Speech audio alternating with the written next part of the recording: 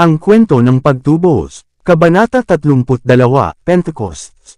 Ang kabanatang ito ay batay sa mga Gawa Kapitulo 2 versikulo 1. Nang buksan ni Jesus ang pagkaunawa ng mga disipulo sa kahulugan ng mga hula tungkol sa kanyang sarili, tiniyak niya sa kanila na ang lahat ng kapangyarihan ay ibinigay sa kanya sa langit at sa lupa, at inutusan silang mang-aral ng ebanghelyo sa bawat nilalang.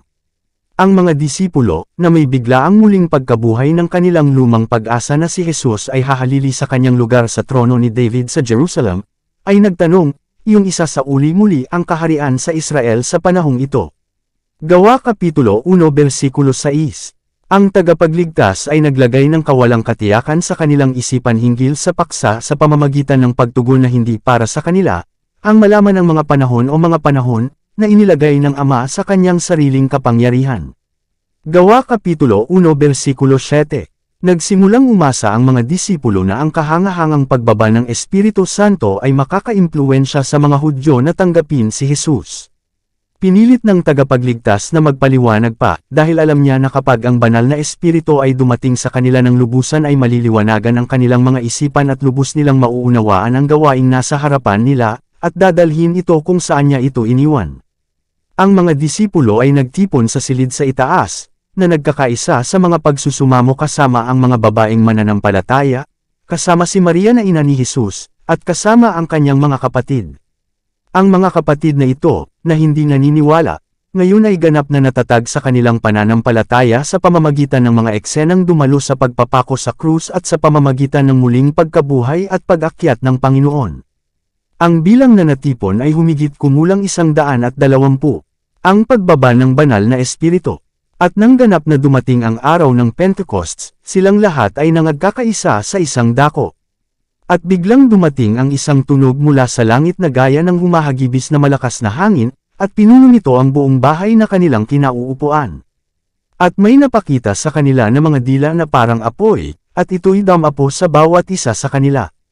At silang lahat ay napuspos ng Espiritu Santo, at nagsimulang magsalita ng iba't ibang mga wika, ayon sa ibinigay ng Espiritu na kanilang salitain. Ang Espiritu Santo, na inaakala ang anyo ng mga dila ng apoy na hinati sa mga dulo, at nakapatong sa mga nagtitipon, ay isang simbolo ng kaloob na ipinagkaloob sa kanila ng pagsasalita ng may katatasan ng iba't ibang wika, na dati nilang hindi kilala. At ang anyo ng apoy ay nagpapahiwatig ng maalab na sigasig na kanilang gagawin at ang kapangyarihang dadalo sa kanilang mga salita.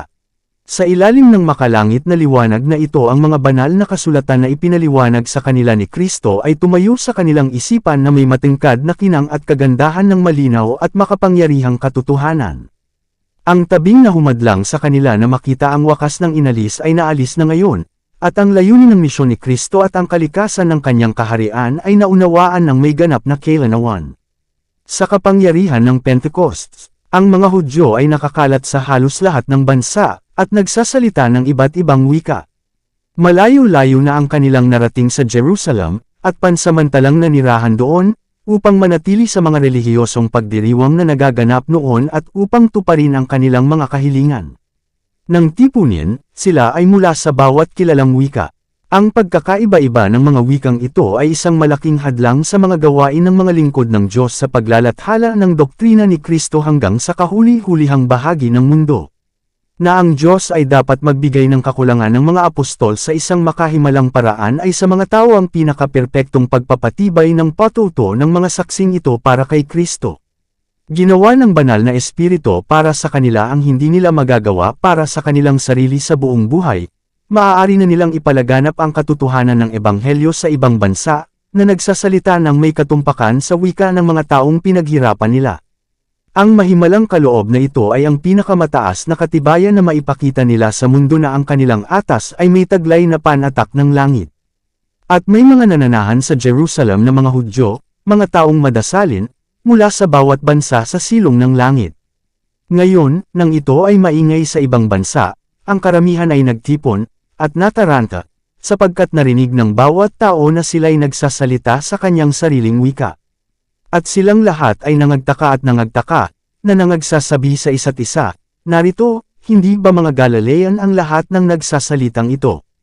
At paanong naririnig natin ang bawat tao sa ating sariling wika, kung saan tayo ipinanganak? Ang mga saserdote at mga pinuno ay labis na nagalit sa kamangha-manghang pagpapakitang ito, na iniulat sa buong Jerusalem at sa paligid, ngunit hindi sila nang ahas na magbigay daan sa kanilang masamang hangarin, dahil sa takot na ilantad ang kanilang sarili sa puot ng mga tao. Pinatay nila ang guro, ngunit narito ang kanyang mga lingkod, mga hindi pinag-aralan na mga tao ng Galilea, na tinutunton ang kamangha-manghang katuparan ng propesya at nagtuturo ng doktrina ni Jesus sa lahat ng mga wikang sinasalita noon. Nagsalita sila ng may kapangyarihan ng mga kamangha-manghang gawa ng tagapagligtas, at inihayag sa kanilang mga tagapakinig ang plano ng kaligtasan sa awa at sakripisyo ng anak ng Diyos. Ang kanilang mga salita ay nahatulan at nagpabalik loob sa libu-libong nakinig. Ang mga tradisyon at pamahiin na itinanim ng mga pari ay inalis sa kanilang isipan at tinanggap nila ang mga dalisay na aral ng salita ng Diyos. Pangaral ni Pedro. Ipinakita sa kanila ni Pedro na ang pagpapahayag na ito ay ang tuwirang katuparan ng hula ni Joel, kung saan inihula niya na ang gayong kapangyarihan ay darating sa mga tao ng Diyos upang maging angkop sa kanila para sa isang espesyal na gawain. Tinunton ni Pedro ang angkan ni Kristo sa isang direktang linya hanggang sa marangal na sambahayan ni David. Hindi niya ginamit ang alinman sa mga turo ni Jesus upang patunayan ang kanyang tunay na posisyon, dahil alam niyang napakalaki ng kanilang mga pagkiling na ito ay walang epekto. Ngunit isinangguni niya sila kay David, na itinuturing ng mga Hudyo bilang isang kagalang-galang na patriyarka ng kanilang bansa. Sabi ni Peter, sapagkat si David ay nagsasalita tungkol sa kanya, aking nakita ang Panginoon na laging nasa harap ng aking mukha, sapagkat siya ay nasa aking kanan, upang hindi ako makilos, kaya't ang aking puso ay nagalak, at ang aking dila ay natuwa, bukod dito'y ang aking laman ay mamamahinga sa pag-asa, sapagkat hindi mo iiwan ang aking kaluluwa sa impyerno, at hindi mo rin hahayaan na ang iyong banal ay makakita ng kabulukan. Ipinakikita rito ni Pedro na hindi maaaring magsalita si David sa pagtukoy sa kanyang sarili, ngunit tiyak kay Jesu Kristo. Namatay si David sa isang natural na kamatayan tulad ng ibang mga tao, ang kanyang libingan, kasama ang pinarangalan na alikabok na nilalaman nito, ay naingatan ng buong pag-iingat hanggang sa panahong iyon. Si David, bilang hari ng Israel, at bilang isang propeta, ay espesyal na pinarangalan ng Diyos. Sa makahulang pangitain ay ipinakita sa kanya ang hinaharap na buhay at ministeryo ni Kristo. Nakita niya ang kanyang pagtanggi, ang kanyang pagsubok, ang pagkapako sa krus, ang paglilibing, ang pagkabuhay na maguli, at ang pag-akyat sa langit. Nagpatotoo si David na ang kaluluwa ni Kristo ay hindi dapat iwan sa impyerno, ang libingan, ni ang kanyang laman ay hindi dapat makakita ng katiwalian. Ipinakita ni Pedro ang katuparan ng hulang ito kay Jesus ng Nazareth. Talagang ibinanggan siya ng Diyos mula sa libingan bago nakita ng kanyang katawan ang katiwalian. Siya na ngayon ang dakilang isa sa langit ng mga langit. Sa di malilimutang pagkakataong iyon, maraming tao na noon pa man ay kinutya ang ideya ng hindi nagpapanggap na isang tao bilang si Jesus bilang anak ng Diyos, ay lubusang naniwala sa katotohanan at kinilala siya bilang kanilang tagapagligtas. 3,000 kaluluwa ang idinagdag sa simbahan. Nagsalita ang mga apostol sa pamamagitan ng kapangyarihan ng Espiritu Santo, at ang kanilang mga salita ay hindi mapagtatalunan, sapagkat sila ay pinagtibay ng makapangyarihang mga himala, na ginawa nila sa pamamagitan ng pagbubuhos ng Espiritu ng Diyos. Ang mga alagad mismo ay namangha sa mga resulta ng pagdalaw na ito, at sa mabilis at masaganang ani ng mga kaluluwa. Ang lahat ng mga tao ay napuno ng pagkamangha. Yaong mga hindi nagbigay ng kanilang pagtatangi at pagkapanatiko ay labis na nabigo kaya't hindi sila nang ahas sa pamamagitan ng boses o karahasan na subukang pigilin ang makapangyarihang gawain, at, sa ngayon, ang kanilang pagsalungat ay tumigil.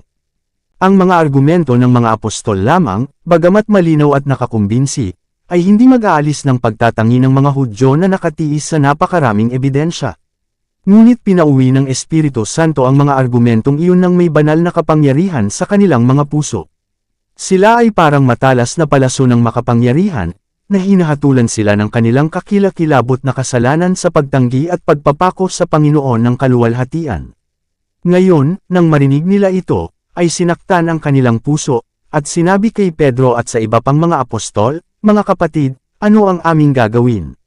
Nang magkagayoy sinabi sa kanila ni Pedro, magsisi, at magpabautismo ang bawat isa sa inyo sa pangalan ni Hesukristo sa ikapagpapatawad ng mga kasalanan, at tatanggapin ninyo ang kaloob na Espiritu Santo.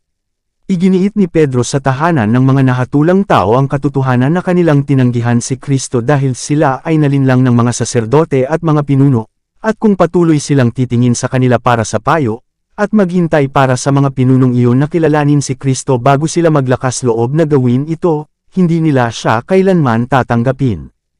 Ang mga makapangyarihang lalaking iyon, bagamat gumawa sila ng isang propesyon ng kabanalan, ay ambisyoso, at masigasig sa kayamanan at makalupang kaluwalhatian. Hindi sila kailanman lalapit kay Kristo para tumanggap ng liwanag.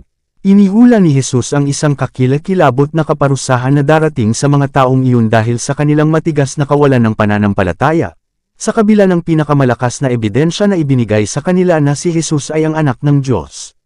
Mula sa panahong ito ang wika ng mga disipulo ay dalisay, simple, at tumpak sa salita at impit, sinasalita man nila ang kanilang sariling wika o banyagang wika.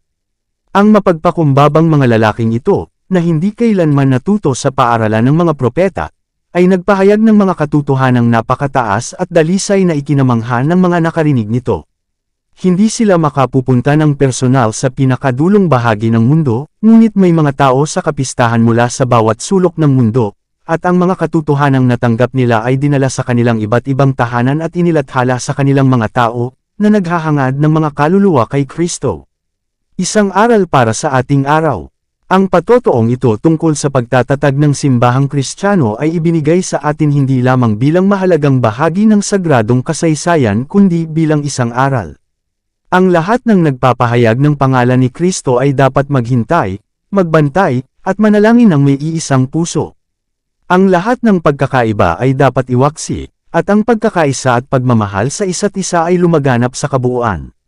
Kung magkagayon, ang ating mga panalangin ay maaaring sabay na umahan sa ating makalangit na Ama ng may matibay at time na pananampalataya. Pagkatapos ay maaari tayong maghintay ng may pagtitiis at umaasa sa katuparan ng pangako. Ang sagot ay maaaring dumating ng may biglaang bilis at napakalakas na lakas, o maaaring maantala ng mga araw at linggo, at ang ating pananampalataya ay tumatanggap ng pagsubok. Ngunit alam ng Diyos kung paano at kailan sasagutin ang ating panalangin. Bahagi natin ng gawain ang ilagay ang ating sarili na may kaugnayan sa banal na daluyan. Ang Diyos ang may pananagutan sa kanyang bahagi ng gawain. Siya ay tapat na nangako.